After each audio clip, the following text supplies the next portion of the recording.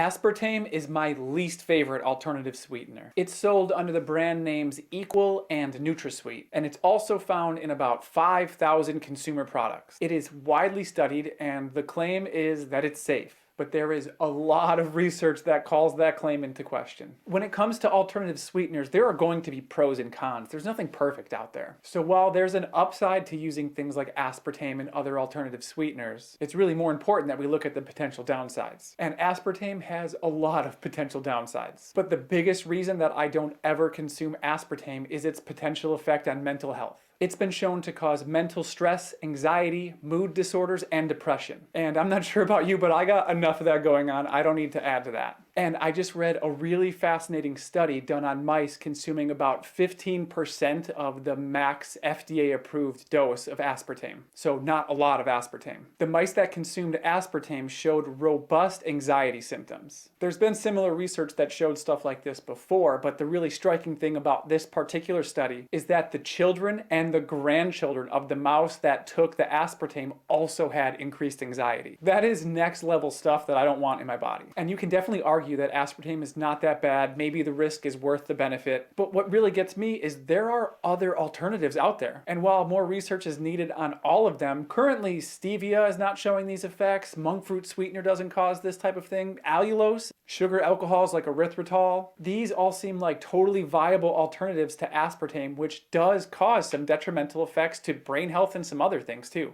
And like I said, all of these alternative sweeteners are going to have pros and cons, and more research is needed across the board. But I will never consume any aspartame and will actively avoid any products that have it in there. And hopefully you will too.